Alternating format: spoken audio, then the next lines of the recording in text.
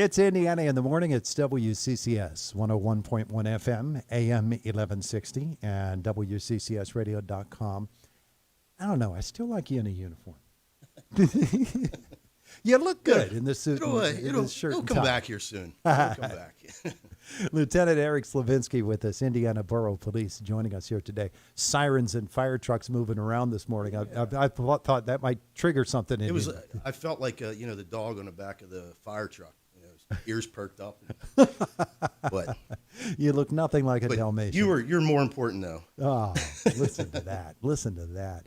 Our visit with Lieutenant Slovinsky, presented by Marcus and Mack, voted the best law firm and the best personal injury lawyer 4 years in a row in the Best of Indiana County contest. Visit them online at marcusandmack.com.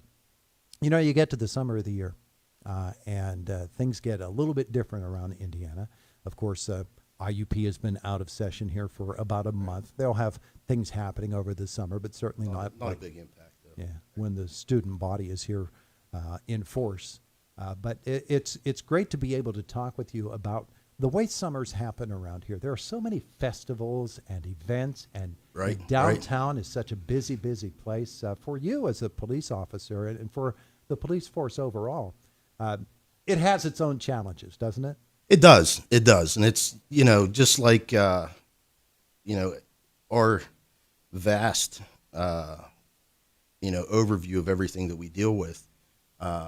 Special events is just another thing under our hat that we do. Mm-hmm. But each event has a different challenge that we have to, incorporate and figure out. Yeah.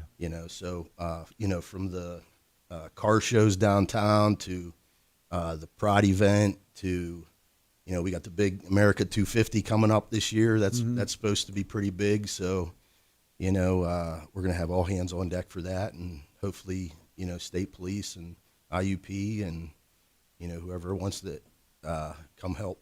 Yeah, that cooperative aspect of it all, of the way that a local police force such as Indiana's works, is really important to the town.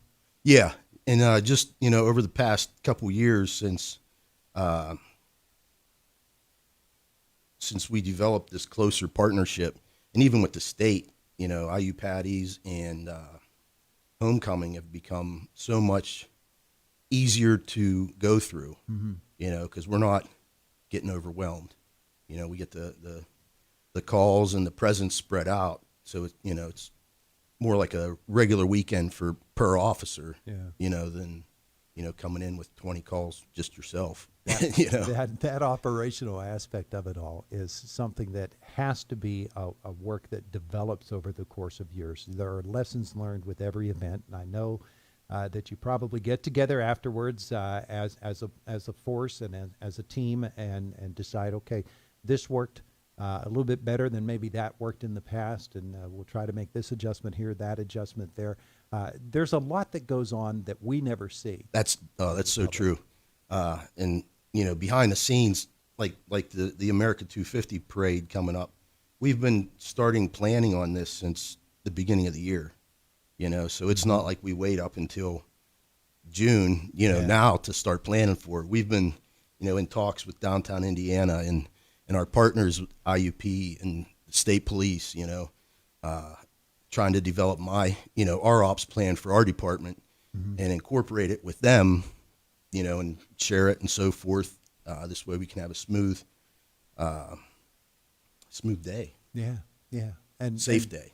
That's the big part. Yeah, that's the really important part of it all is making things as safe as possible. Right. There are going to be things that pop up that nobody anticipates because it's impossible to anticipate everything. Yep. Just like the last parade we had with the guy that was making threats, and Chief Shaw just happened to be right there, so we made a quick arrest on that, and everything was taken care of, real quick, and so while the parade went on. You're making all these plans for special events that are coming up, and there's always something going on in downtown Indiana. The day-to-day operations of a police force. Yeah, you got a lot more foot traffic. Bicycles, e-bikes are big now, and that's a big topic. In the with everybody. I want to talk about that a little bit. Yeah, e-bikes are They're an unregulated thing right now in the Correct. state of Correct. Pennsylvania. Yeah, it's funny because they don't fall into like the old mopeds. Remember that with the Sure. with the pedal With the and pedal. the gas. They have their own class. Regular bicycles have their own class. Mm-hmm. Scooters have their own class. Then the e-bikes come in and they're like step up from a bicycle but underneath the motorcycle. They're a hybrid. Yeah. So it's it. And waiting they are for- subject to the same basic laws as bicycles and motor vehicles. Correct. And the downtown's the same way. No sidewalks. You know what I mean? Mm-hmm. But yeah, more importantly, the traffic laws. Everybody has to follow. Even pedestrians have traffic laws they have to Yeah. follow. Their So obligations. right. So everybody has a responsibility, and getting that message out, I think, is the biggest. Mm-hmm. The biggest. I don't know what you want to call it. Yeah. Deterrent, so to speak. Just knowledge itself is power. So, just to remind people, when you're riding your bike on the road, use a hand and arm signals to turn. How many people know what they are anymore? Probably. Well, I know that the kids, when we do the bike rodeos, they know what they are. Do they? Yeah, That's wonderful. We do them through a little course and stuff, and Uh-huh. teach them the hand and arm signals. Parents might not know what they are, but Uh-huh. but the kids should. Well, good for them. Yeah, That's good news. I like that. Of course, one of our news stories today is the fact that the new signs are up. I don't know if all of them are up just yet. They're covered over for now, Right, so they're right. not effective now. But there will be changes in Yes. downtown Indiana. Yeah, and I'm kind of curious to see the feedback we get on that because Uh-huh. everybody's pushing, for this to happen. But I want to see what their feedback is when it actually does happen. When you slow that motorist down 30 seconds that's trying to get across town, Mm-hmm. their attitude might change a little bit, Yeah. and that's something that we got to deal with. So- Making the light and not making the light. right, right, and we don't want aggressive driving to happen out of this. Sure. Or, anything like that, or deterring traffic around downtown so that our side streets get overwhelmed. You know what I mean? So it's going to take some time to adjust, but it's a good adjustment. I remember when we had at 7th Street, the all red pedestrian phase there, Uh-huh. and that's when we had the 4 lanes on Philly. And then, And you had the X cross. right. And then when they did that road diet back in the day, they got rid of that and got rid of the all cross. And I was just recalling, as you said that, I was recalling when we used to pull into the slanted parking Yes. all along Philadelphia. Yeah. Street. The changes that have Right. come over the Right. years. Right. I mean, people probably today would say, "What? You did what? Yeah. That's how you parked, and then you had to back out of your parking spot." And Right into traffic. Yeah. Yeah. It was, Yeah, and that's the way it was. I remember people were concerned about losing parking spaces when we did that. Sure. When we changed it to the parallel, which was it's kind of funny to sit back and Think of the way. think it of used to the be. way it used to be. Right. Yeah.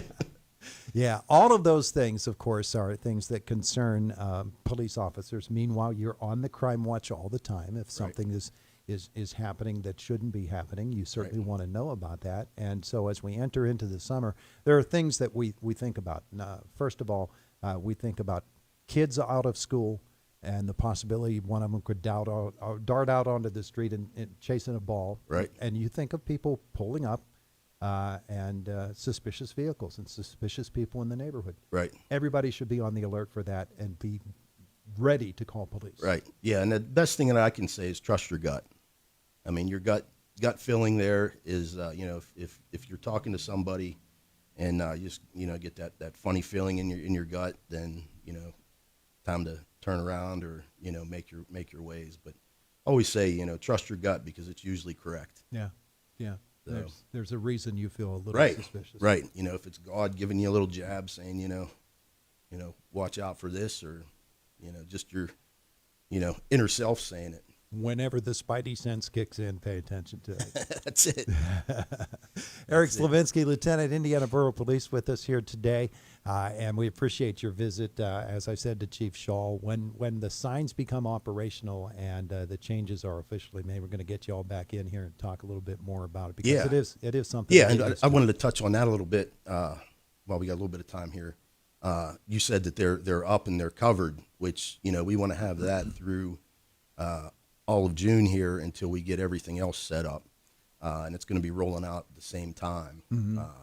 But this gives us a chance in June to try to get the message out, you know, that these things are going to be happening, because 4th Street and 5th Street are the big ones that are going to be affected with the no turn on red. Yeah. You know, a lot of people use those, and you know, that's I'm kind of curious to see, you know, what the traffic comes out of that. Yeah. You know, Are we still thinking of no left here at 9? Is that I'm not. off the table for now. I'm not 100% sure on that yet. Okay. I can't. I know it's been in talks. I haven't heard either way.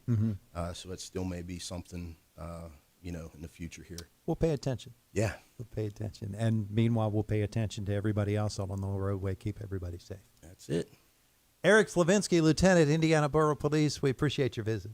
As always, I appreciate coming. It is the voice of Indiana County. It's WCCS 101.1 FM, AM 1160, and WCCSradio.com at 2 before 9.